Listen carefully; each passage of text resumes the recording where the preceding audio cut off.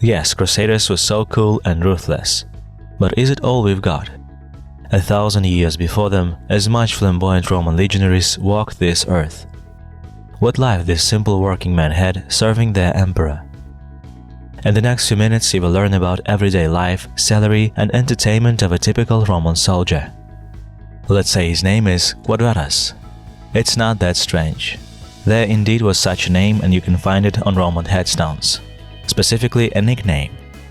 Names of the Roman citizens were even more peculiar. They consisted of 3 parts: praenomen, nomen, and cognomen. To put it simply, it's just a name, surname, and a nickname. They differed from modern names only in the last part. Now in certain countries they have middle names, but Romans had nicknames, and these nicknames were real and unique names. For example, Gaius Julius Caesar is a real brain teaser. Gaius is his personal name, Julius is his surname. Caesar is a nickname that puzzles historians to these days. Some claim it was a nickname given to hairy men, some that it meant godlike, or that maybe it was a Caesar salad. It doesn't matter. What matters is that boys got nicknames from the fathers. So Caesar's father was also Gaius Julius Caesar. To distinguish sons from fathers, they were called senior or junior or given a number. It's even more interesting with girls. They were named after their father's surnames, and they would get their surnames from husbands. For example, Gaius Julius Caesar's daughter was named Julia. After she married Gnaeus Pompeius Magnus, she became Julia Pompeius. Meanwhile, if there were lots of boys in the family, some of them took the second or even the third nickname. By the end of the Roman Empire, there were people who had up to 5 names. Even the infamous Caligula was named Gaius Julius Caesar. To distinguish him from his great ancestor, who was stabbed by Brutus, the historians call him only by his nickname, which was his name as an emperor. However, our mercenary is a simple working man. For example, Lucius Cincius Quadratus.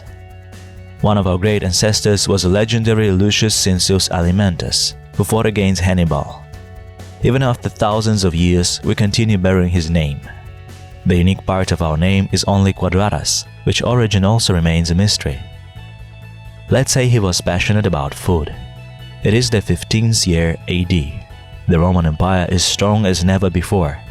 It stretches from the north of France to the center of Africa, thanks to the powerful army of legionaries, where our Quadratus serves. By the way, only his relatives would call him Lucius. Strangers use surnames and nicknames. So most often our mercenary was called Cincius or Quadratus. Our father, as in case with most legionaries, was a usual poor farmer.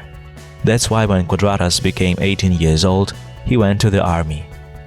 Despite it was almost mandatory, the conditions were luxurious.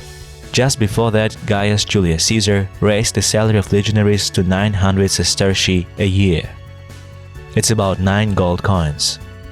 Also, you would get 3 coins as a bonus for signing up the contract. Historical data from Pompeii excavations say that a person could easily live a day on 2 sestertii. It's no wonder, since you could buy 4 bowls of soup for 1 sesterces. A very approximate exchange rate to modern currency is something like 1 sesterces equals 2 euro. For example, a little wine in the 15th year AD costed to our friend Quadratus 2 euro. A mule would cost him 1,000 euro. Seems relevant, doesn't it? However, the length of service was horrendous, 20 years. Before Christ it was sometimes 6 years. However, close to the end of the 1st century AD, you could serve in the army for 26 years. But there are some good news. Life of the common people wasn't nice either, especially for poor workers who sweated their guts out for 14 hours. So being a legionary didn't suck that much. Upon finishing your service, you would get 12,000 sestertii, and sometimes abundant lands. There are many stories about legionaries who were not paid or given poor lands in reward for their service. However, our Quadratus is a good mercenary, and he will escape such misfortunes. He still has to wait 20 years for it though. As for now, he has to undergo 4 months of training.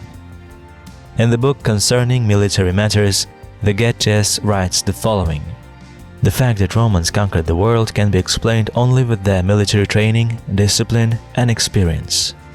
And he's right. Contrary to future armies, legionaries were ruthless. After exhausting trainings, our Quadratus learned to walk 35 kilometers in 5 hours, carrying 20 kilograms of equipment. Also, he learned the difficult system of commands given by officers and aquilifers. Roman generals tried to keep formation as if it was half the battle. It's hard to argue considering how many wars they won.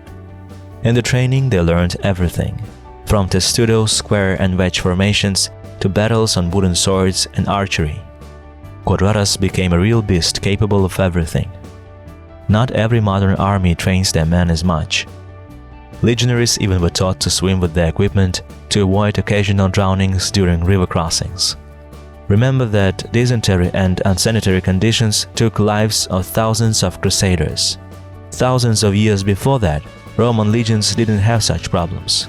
They valued health of their legionaries. All food consumed by Quadratus were thoroughly checked. Even the water was inspected by the officers so that soldiers won't get poisoned. If something went wrong and someone got wounded, the Roman army, first time in history, had special medical units. Every legion had medics. They built hospitals to provide their soldiers with care. We have a military order from those times that says, to avoid noise fatigue coming from screams and shields clatter, build camps 1 or 2 miles from a besieged fortress. Why? So that wounded wouldn't hear the battle and could gain strength in peace. They also paid attention to another important aspect: morale. There were no dinner halls and nothing gave slavery vibes. Roman legionaries were divided into centuria and, most importantly, contubernium. It was a small group of 8 soldiers that carried everything together. The Romans wanted this group to do everything, from dinners to recreation. So the guys would fight not just for the emperor, but for their contubernium, for their friends. Not only it wasn't forbidden, it was encouraged. Soldiers fought for their friends first, then for prestige of their century of 100 soldiers, and then for their legion of 60 centuria. Romans revolutionized military art. Soldiers were not fighting alongside with strangers, but with someone they cared for. Many headstones from those times say the word brother. That shows how close these soldiers were. There are some similarities with the modern army. Not all legions were constantly fighting. Our Quadratus could serve as a police officer or a builder. Quite often soldiers worked as tax collectors and guards. In the time of peace, a legion would gather once a year, on Natalis Aquili, so-called birthdays of the legions. There were feasts, military trainings, and different festivities for upholding of the morale. Although it wasn't always very high, it helped Rome conquer half of the world. During their military campaigns, the legionaries also had many things to do. Gambling was flourishing. They played dice, heads or tails that was called sheep or head, and even a sophisticated version of noughts and crosses. It was called wheel mill. To win, you had to form 3 tokens into a line. The most reckless invented their version of tables called tabula, in which they would lose fortunes, until tabula was forbidden by law. Nevertheless, soldiers continued to play despite all means. Let's hope our Quadratus wasn't addicted to gambling. On average, only 60% of the legionaries survived to retirement. Don't forget that this number is affected by the front lines where legions lost up to half of the soldiers in a day. There's also another prejudice.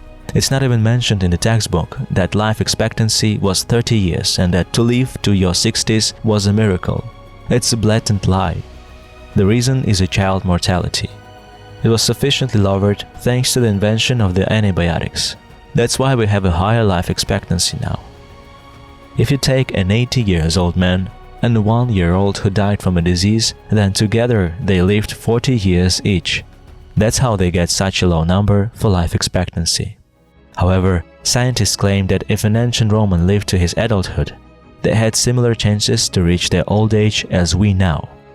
So if Quadratus survived his 20 years of service, he had a chance to find a wife before his 40s and live on a farm gifted to him by the state or acquired with his own money. Yes, life of a legionary was hard, but who can say his life is easy?